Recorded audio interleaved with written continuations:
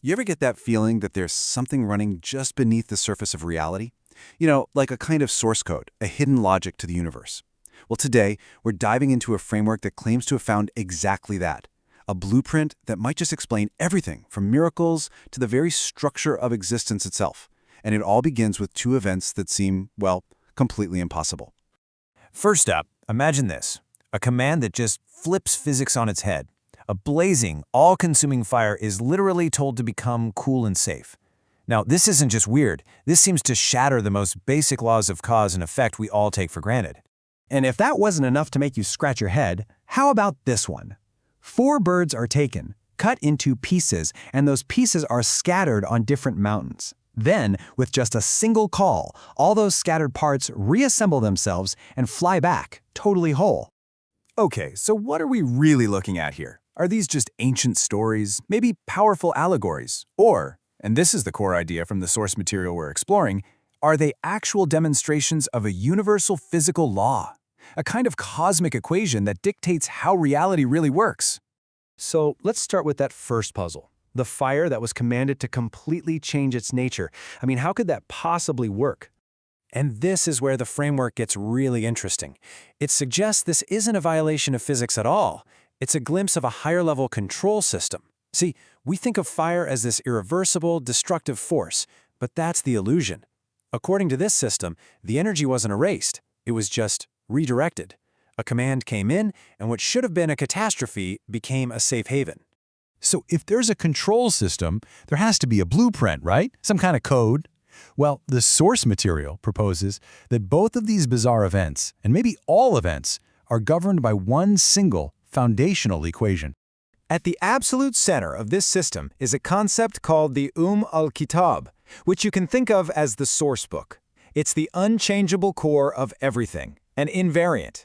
It's like a powerful homing signal embedded into the fabric of reality itself, making sure that no matter how far things scatter, they're always drawn back to their origin.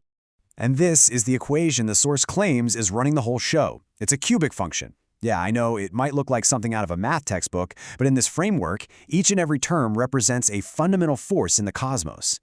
And this breaks it down perfectly. You see those variable terms, the ax cubed, bx squared, and cx. Think of those as all the forces that create change, entropy, what we experience as chaos. That's the journey outward, away from the source.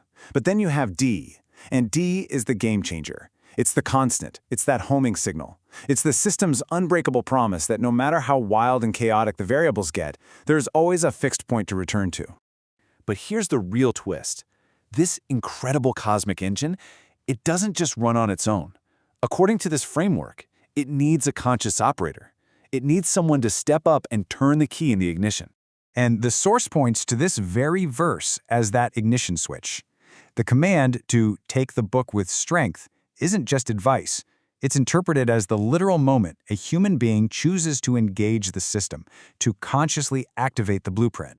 This brings us to a really crucial idea called the buffer. You can think of it as a state of pure potential. It's a decision space, an open window where your conscious choice can plug directly into that cosmic equation before the chaos of the variables takes over. It's your chance to actually grip the controls. So, the process unfolds in 3 key stages. First, we all start in the buffer, just pure potential. Second comes the critical moment, the grip, that conscious choice to take the book with strength. And third, once that choice is made, activation. The cosmic equation starts to run, but now it's being guided and anchored by that initial decisive choice you made. So let's circle back now to our second puzzle, those scattered birds, and see how this framework gives us a pretty incredible solution. This story isn't just seen as a miracle. It's framed as a physical proof of concept for the entire equation. Those 4 scattered birds? That's the variable terms running wild, mass and information dispersed into what looks like total chaos. But the call that brings them back? That's the constant, D, kicking in, proving the system never lost a single piece of information and could recall it perfectly. This slide really clarifies the huge shift in thinking here. Our everyday perception says loss is permanent, right? Fire burns things to ash, scattered pieces are gone forever. But this framework says no way. It's a closed, lossless system. Energy is just redirected. Mass is just redistributed. Nothing is ever truly lost. It's all just waiting to be recalled by the system's core programming. So, we've got a puzzle, a blueprint, an ignition key, and a proof of concept. Let's bring all these pieces together now for the final and most profound idea at the heart of this entire framework.